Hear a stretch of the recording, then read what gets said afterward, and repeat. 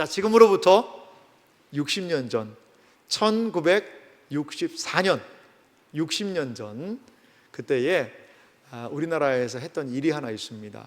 1964년 전국 복음화 대회라는 것을 우리나라에서 개최를 하게 되었어요. 이 전국 복음화 대회라는 건 뭐냐면 기독교 지도자들이 모여서 마음을 기울였어요. 어떻게 하면 우리나라가 복음화될 수 있겠습니까? 어떻게 하면 이 나라가 하나님께로 돌아올 수 있겠습니까? 그러면서 이들이 모였는데, 그러면 이 나라의 복음을 위해서, 복음화를 위해서 우리 힘을 쓰자, 이러한 결의를 지금으로부터 60년 전에 이 나라 교회가 결정하게 됩니다. 자, 1964년 그때는 어떠한 사회적인 분위기가 있었는지 아세요? 63년에 선거를 해서요, 우리 박정희 대통령께서 그때 당선이 되긴 했습니다. 그런데 그 60년대 초에 어수선한 분위기 아시죠? 5.16 쿠데타 혁명을 통해서 정권을 잡았고 대통령이 63년이 되었어요. 그리고요, 1964년에 뭐를 했냐면요, 우리나라가 월남전에 파병을 합니다. 월남 파병을. 월남. 그러니까 여러분, 우리 젊은이들을 월남으로 보낸다는 이게 얼마나 많은 찬반이 나뉘겠어요. 그러니까 사회가요, 어수선한 겁니다. 그런데 그때에 우리 교회의 지도자들은 이때에 우리가 기도하자, 그러면서 1964년 전국 복음화 대회라는 것을 한경직 목사님, 여러 목사님들이 중심이 되어서 모이기 시작했어요. 이분들이 전국 복음화 운동을 하면서 내걸었던 목표는 5가지였다고 그래요. 한번 좀 보실래요? 먼저 3천만 모두가 그리스도의 복음을 듣게 한다. 그때 당시 인구가 3천만이었던 것 같습니다. 3천만. 지금은 5천만이지 않습니까? 그리고 두 번째는요, 3천만 모두가 그리스도의 복음서를 갖게 한다. 이게 성경을 좀 나눠주자는 거죠. 지금은 가정마다 성경이 다 있습니다만 60년 전만 해도요, 가정에 성경이 있는 가정이 그렇게 많지 않았던 것 같아요.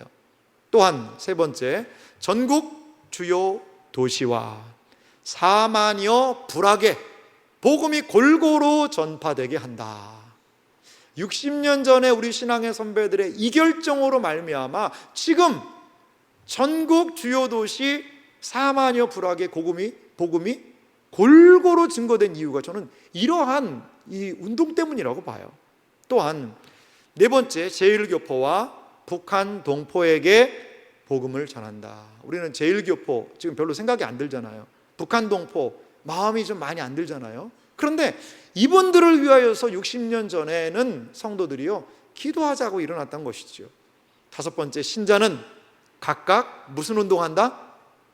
배가 운동. 배가 운동이 뭐죠? 한 사람이 한 사람을 전도하면 2배가 되잖아요. 그러면 간단합니다. 우리가 이 자리에 모여 있는데요, 교회에 많은 사람들이 와서 예배드리면 간단해요. 다음 주에 오실 때 여러분, 한 사람 데리고 오시면 돼요. 쉬워요, 어려워요? 네, 이게 배가 운동이었어요. 배가 운동. 배가 운동이에요. 그래서 구호가 뭐였냐? 3천만을 그리스도에게로. 60년 전에 3천만을 그리스도에게로 라고 이렇게 그들은 구호를 내걸며 전도를 시작했습니다. 이들이 보니까요, 얼마나 열심히 했냐면요, 전도 훈련을 시키고요, 전도지를 만들고요, 대중매체를 통해 이용해서 전도하고요, 학교, 군대, 특수지역 전도를 하고요, 그리고 중요한 것, 어린이들을 위한 특별 집회들을요, 도시마다 돌아다니면서 했다는 거죠.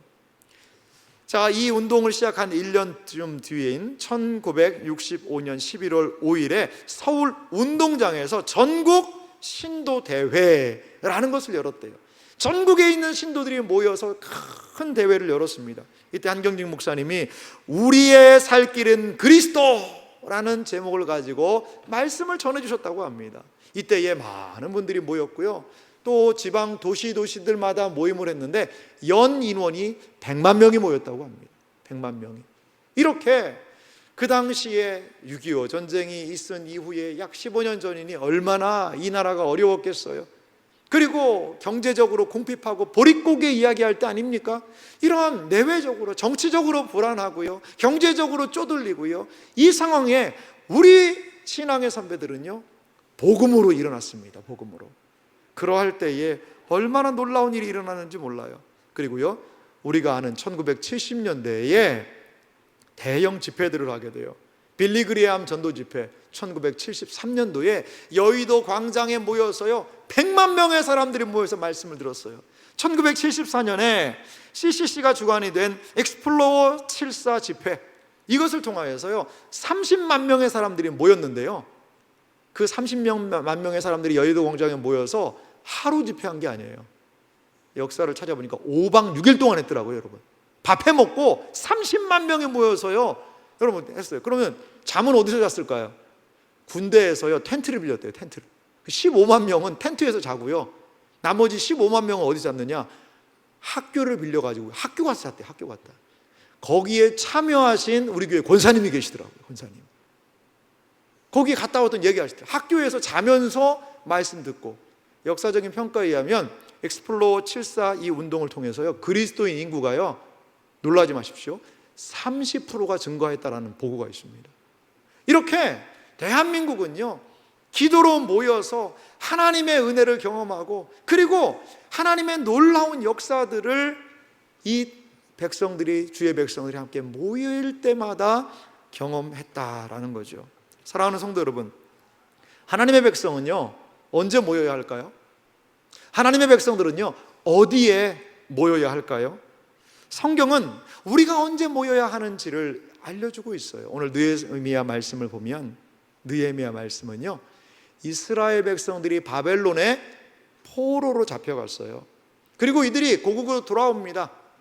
그래서 이들이 1차적으로 성전을 지어요. 재건합니다. 그리고 또한 2차적으로 예루살렘 성벽을 쌓습니다. 그것을 통하여 민족이 다시 한번 일어나기를 기도했던 내용이 바로 오늘 느헤미야의 이야기예요. 과연 믿음의 사람들은 언제 모여야 할까요? 어디에 모여야 할까요?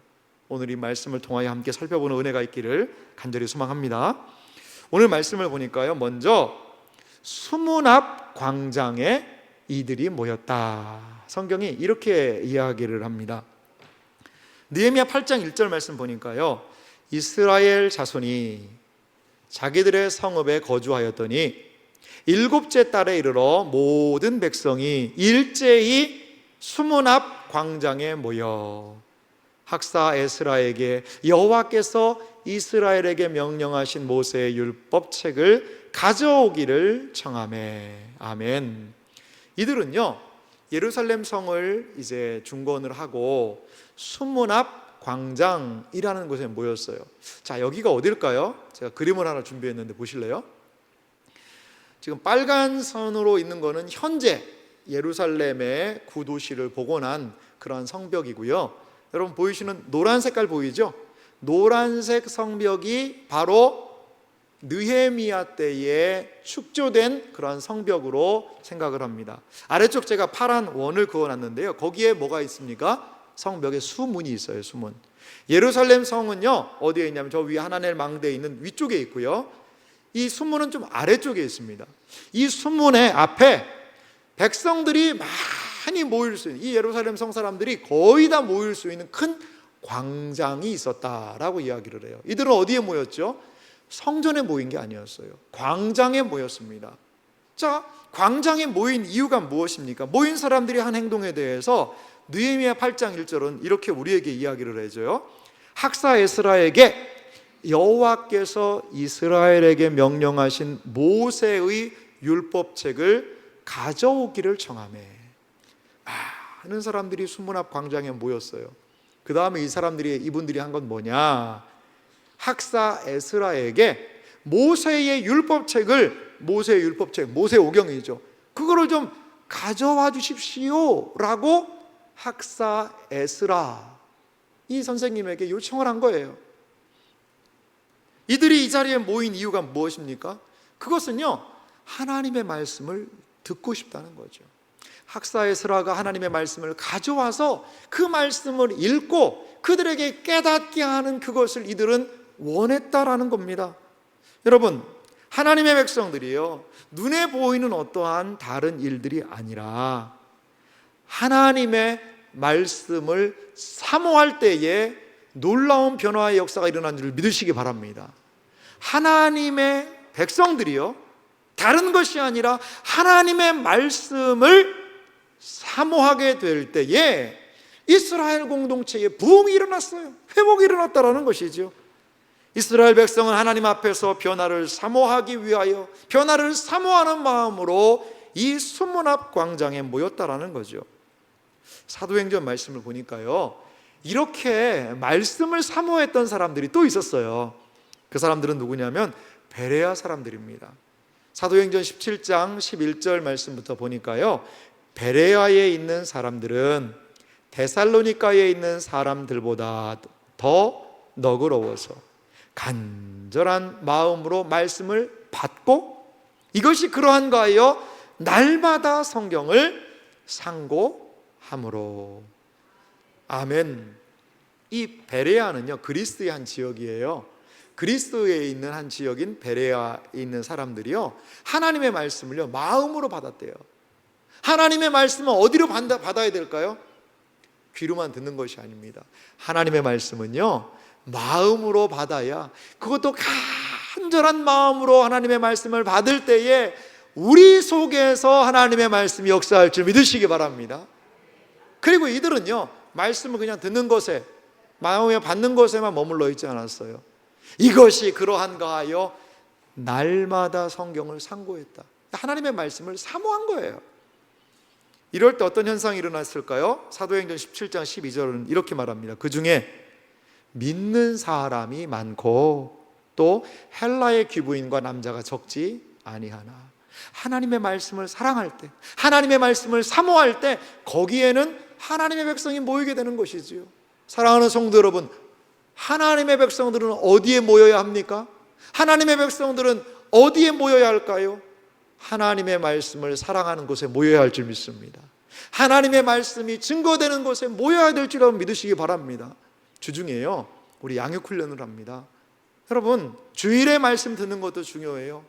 하지만 화요일에 우리 양육훈련을 통하여서 하나님의 말씀 앞에 서는 거죠. 어제 토요일도요 양육훈련들을 진행했거든요. 와서 말씀을 듣고요 많은 분들이 너무 기뻐해요.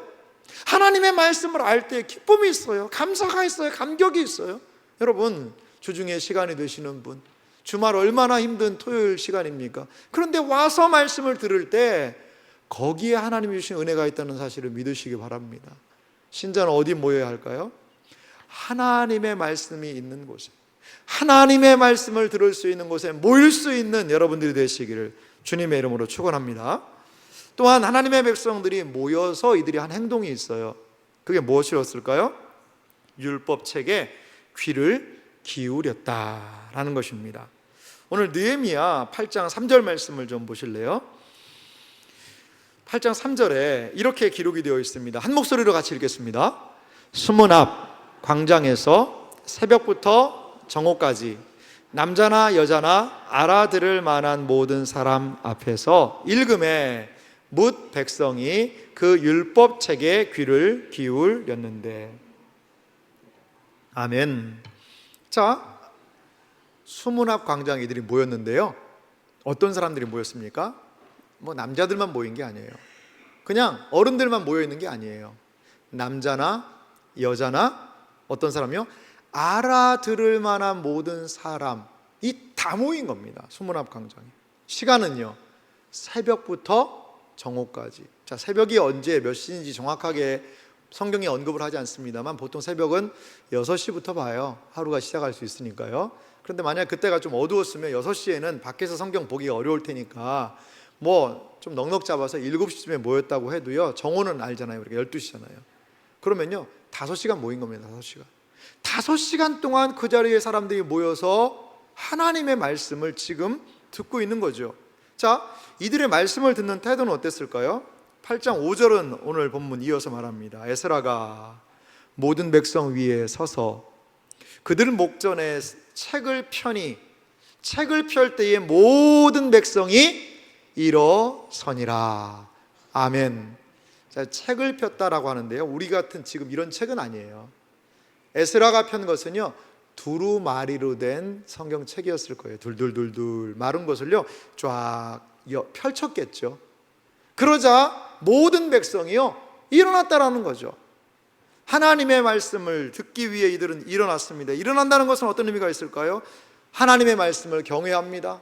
제가 하나님의 말씀에 순종하기 원합니다라는 표시가 바로 일어나는 표시라는 거죠. 일어나는. 어떤 교회를 갔더니요 성경 말씀 읽을 때는요 다 일어나더라고요. 일어나서 하나님의 말씀 들어야 된다. 이 전통을 따라서 하는 것 같아요. 예전에는요 이 사람들이요 어떻게 했어요? 그 오전까지요 다 일어서서 말씀 들었습니다. 여러분, 요즘은 반대죠. 반대. 여러분들은 앉아서 들으시고 저는 서서 말씀을 전하고. 근데 예전에는요 일어서서 하나님의 말씀을 들었어요. 일어서서요. 아이고 다리 아픈데 어떡합니까? 모르겠어요. 그때 어떻게 했는지. 그때는 다리 아프면 좀 앉기도 했겠죠. 그런데 기본적인 건 뭐죠? 일어서서.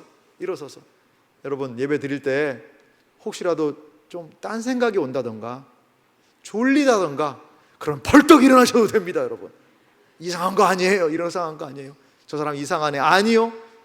하나님에 대한 경외의 표현으로, 하나님의 말씀을 내가 순종하겠나이다에 대한 순종의 표현으로 이들은 지금 이렇게 말씀을 일어서서 들었다는 거죠. 자, 말씀을 일어났습니다. 그리고 그 말씀을 듣습니다. 그 말씀을 들을 때에 뭐가 생깁니까? 역사가 일어나는 거예요. 하나님의 말씀을 들어야지만 역사가 일어난다라는 거죠. 사랑하는 성도 여러분, 믿음이 어디서 생깁니까?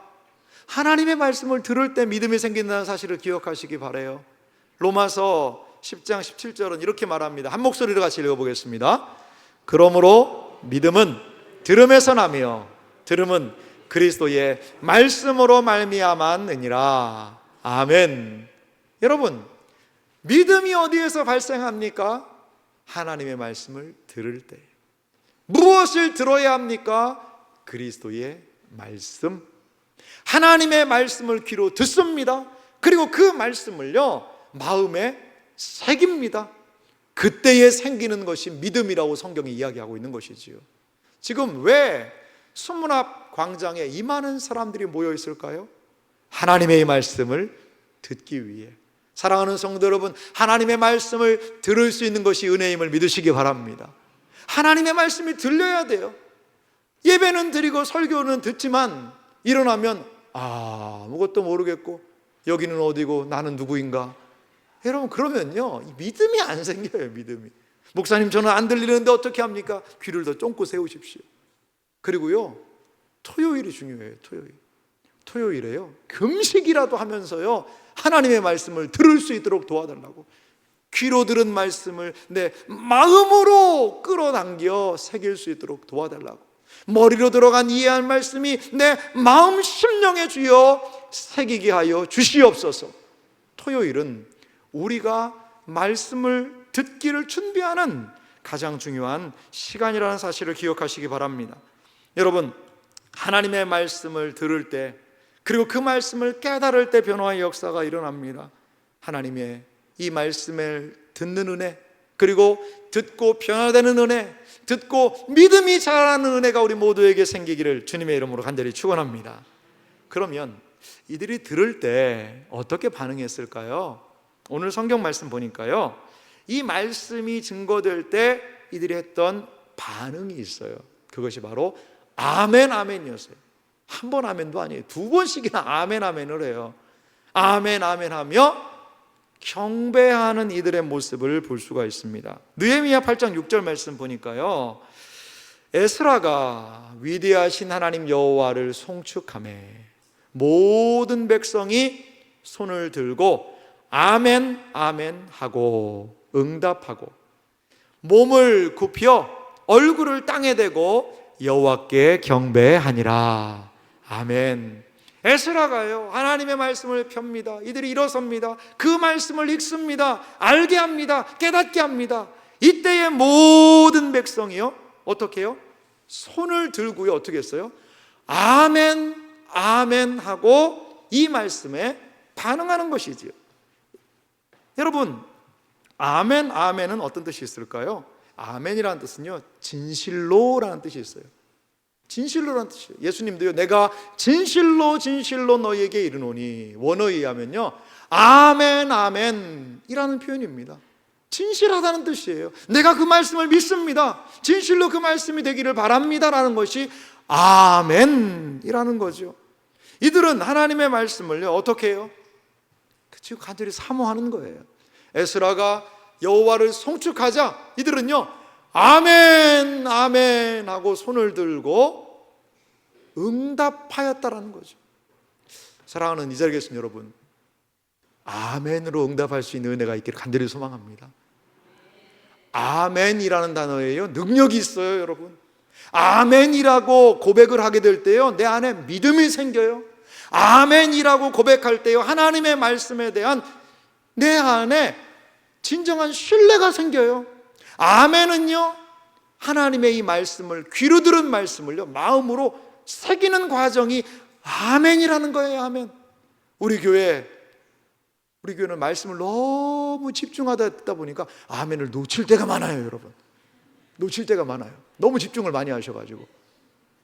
물론 개중에는 끄떡하다가 이게 아멘을 해야 될 땐가 그럴 때도 있기도 한데요.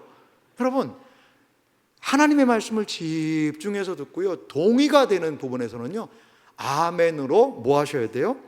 응답할 때 내 안에서 역사가 일어날 줄 믿으시기 바랍니다. 그래요. 적어도 이 정도는 아멘이 나와야 돼요. 이 정도는. 이걸 보고 전문적인 용어로 옆구리를 찔러서 절박기다 라고 이야기하는데, 여러분 아멘하여 하나님께 영광 돌리는 은혜가 모두에게 있길 바랍니다. 옆에 있는 분들에게 또 이렇게 한번 인사합시다. 아멘으로 하나님께 영광 돌립시다. 인사 한번 나눠주세요. 네, 아멘으로 하나님께 영광 돌릴 수 있는 그런 은혜가 되길 바랍니다. 어떤 교회를 갔더니요 하도 너무 거기는 아멘을 많이 해가지고요 힘든 교회도 있더라고요. 오늘 좋은 날입니다. 아멘. 하나님이 참 우리를 이 자리에 모이게 하신 거 감사합니다. 아멘. 제가 어제 어디에 갔다 왔습니다. 아멘. 이거 너무 하더라고요. 너무 이게 설교를 못 하겠더라고요. 그 교회는 그 정도는 너무 오바고, 하나님의 말씀이 들릴 때, 그리고 그 말씀이 나에게 믿어질 때, 그 말씀이 내 심령에 부딪힐 때 아멘으로 응답할 수 있는 은혜가 모두에게 있기를 주님의 이름으로 축원합니다. 자, 그 다음에 우리가 좀 살펴볼 게 있는데요 두 번째 모습이 이들에게 있었는데, 그것은 무엇이냐면 여호와를 경배했다라고 이야기해요. 자, 다시 한번 6절 말씀 보실래요? 6절 말씀을 보면 몸을 굽혀 얼굴을 땅에 대고 여호와께 경배하니라. 몸을 굽혀서요 얼굴을 땅에 대고 여호와께 경배했다라고 이야기를 합니다. 이거는 무슨 자세일까요? 하나님을 경외하는 표현이고 예배의 자세예요. 하나님만을 높임을 받으시라는 거죠. 굽혀서 경배하면서 말이죠.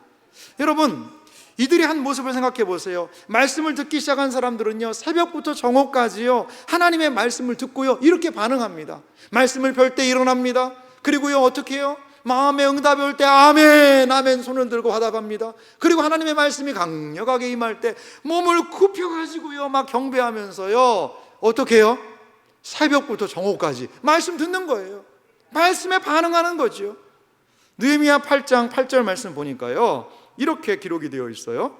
하나님의 율법책을 낭독하고 그 뜻을 해석하여 백성에게 그 낭독하는 것을 다 깨닫게 하니. 하나님의 말씀을 깨달아야 돼요. 깨달을 때에 믿음이 생기고, 깨달을 때에 감사가 생기고, 깨달을 때에 기쁨이 생기고, 깨달을 때에 능력이 생기고, 깨달을 때에 하나님이 허락하시는 은혜의 역사가 이들에게 경험되었다는 것이죠. 말씀을 깨달은 사람들이 9절 보니까 한 행동이 이렇게 기록이 되어 있어요. 백성이 율법의 말씀을 듣고 다 뭐한지라? 우는지라. 울었어요. 왜 울었을까요? 아마도 이들은 하나님의 말씀을 깨달을 때 그렇게 살지 못한 내 모습 보고 울었을 것 같아요. 또한 하나님의 말씀을 깨달을 때 내가 용기가 없고 힘이 없었는데, 와, 하나님 이런 분이시네, 이렇게 우리를 도와주시네, 이렇게 나와 함께 하시네, 감격의 눈물을 흘렸을 거예요. 와, 하나님이 이렇게 우리와 함께 하시는구나 라고 생각하며 이들은 회개의 눈물, 감동과 감사의 눈물을 지금 이렇게 흘리고 있다는 거죠. 수문앞 광장에 모인 이스라엘 백성들은 하나님의 말씀을 듣습니다. 그리고 에스라를 통하여 그리고 함께한 사람들을 통하여 그 말씀을 알아듣게 해석해 줍니다. 그리고 그 말씀을 깨달았습니다. 그리고 그들은요 말씀에 반응하여 눈물을 흘렸다라는 거지요. 말씀으로 알려주셔서 깨달은 그것을 붙들고 이들은 눈물을 흘렸다라는 겁니다. 그러자 이들 가운데 놀라운 변화의 역사가 일어났어요. 변화의 역사가 일어났어요. 이스라엘의 부흥의 역사들을 보면 이렇게 하나님 앞에 기도하고 회개하고 돌이킬 때 그 공동체를 하나님이 새롭게 하셨다라는 것입니다. 사랑하는 성도 여러분, 하나님의 말씀을 들어도요 우리가 잘 변화가 되지 않는 이유가 뭘까요? 하나님의 말씀에 대한 기대가 없어요. 아멘 아멘 주님의 말씀에 경배하고 하나님의 말씀이 낭독될 때 일어나서 말씀을 들을 정도로 그 말씀에 대한 순종의 의지, 이런 것들이 너무나 우리에게 부족하지 않습니까? 하나님의 말씀에 아멘 아멘으로 화답하고 하나님의 말씀에 대한 참된 경외함으로 나아갈 때에 하나님께서 동일하게 우리에게도 변화의 역사를 일으킬 줄 여러분 믿으시기 바랍니다. 그렇습니다. 느헤미야 8장 10절에 느헤미야는 이 모인 모든 백성들을 향하여 총독 느헤미야가 중요한 말을 합니다. 이렇게 이야기하는데 함께 같이 읽겠습니다. 느헤미야가 또 그들에게 이르기를 너희는 가서 살찐 것을 먹고 단 것을 마시되 준비하지 못한 자에게는 나누어 주라. 이날은 우리 주의 성일이니 근심하지 말라. 여호와로 인하여 기뻐하는 것이 너희의 힘이니라 하고. 아멘. 그 모인 백성들이 하나님의 말씀을 깨달으니까요 뭐 했어요? 기쁨이 있는 겁니다. 기쁨이 있는 거예요. 감격이 있는 거예요. 감사가 있는 거죠. 그래서 느헤미야 10장 12절도 이어서 말합니다.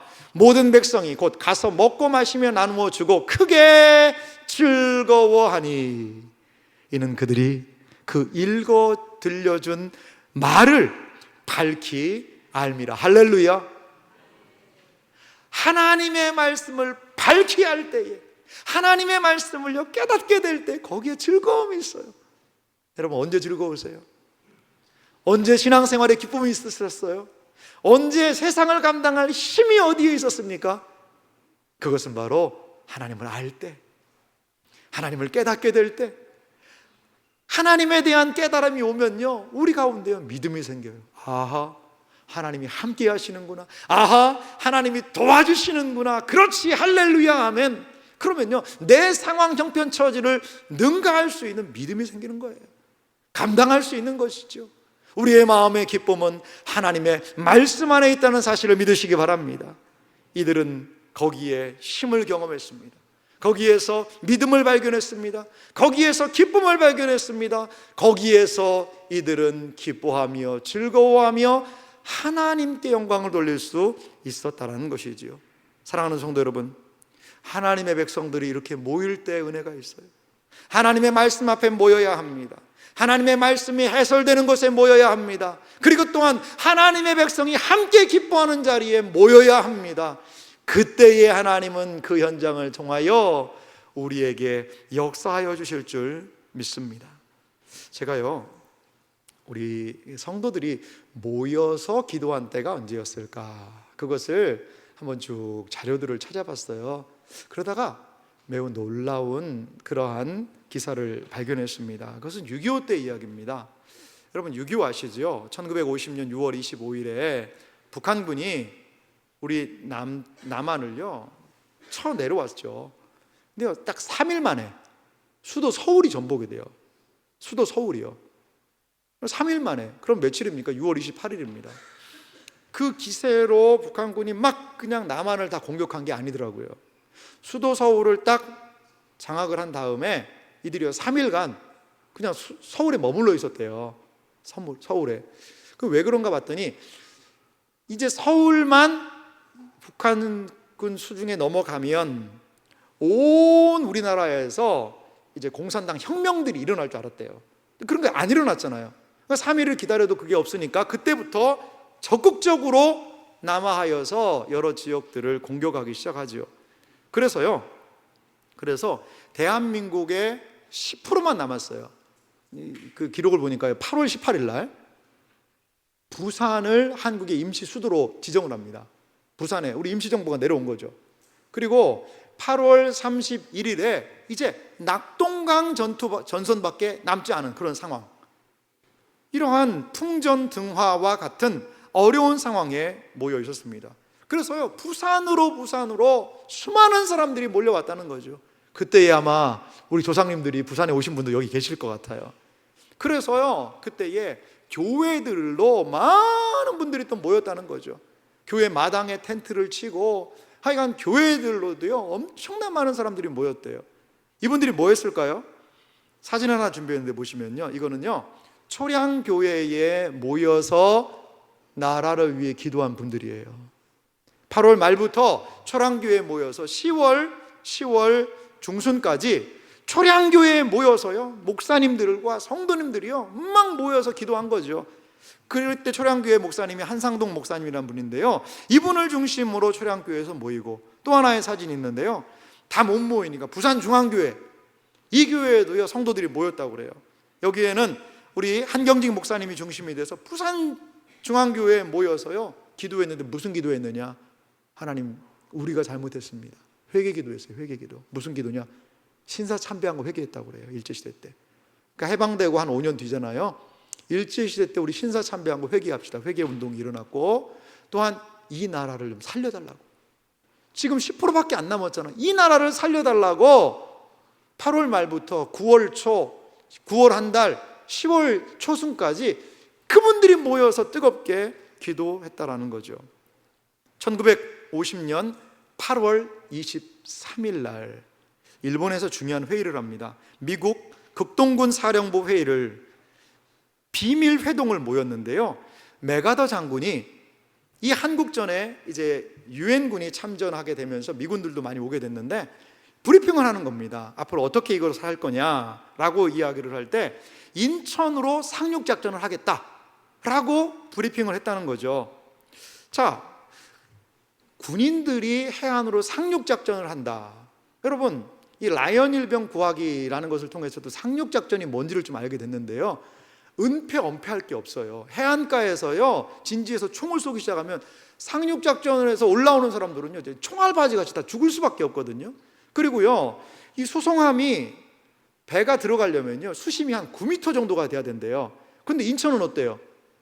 추수감만차가 너무 심한 거죠. 그래서 만조가 되어야 되는데 9월달, 10월달, 11월달 보니까 만조가 딱 3번 있어요. 3번. 9월 15일, 10월 11일, 11월 3일. 그리고 북한군이 거기에 진지가 다 있고 많이 집결되어 있는데 이거는 그냥 죽으러 가는 거다. 그래서 그 당시에 콜린스라는 육군 참모총장, 셔먼 해군 참모총장이요 존 메가더를 말렸다고 그럽니다. 이거 안 된다. 확률은 얼마냐? 5,000분의 1이다. 5,000분. 인천 상륙작전 성공할 확률이 얼마다? 50분의 1이 아니고요, 500분의 1이 아니고요, 5,000분의 1이다.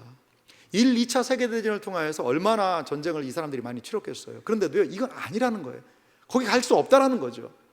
그런데 메가더 장군은 볼 때 우리가 그냥 뭐 그 당시에 한 10만 명의 한국 사람들을 괌으로 그냥 피신시키고 그냥 빠져나가자, 이런 의견도 있었다고 그래요. 그런데 그렇게 되면 안 된다는 거죠.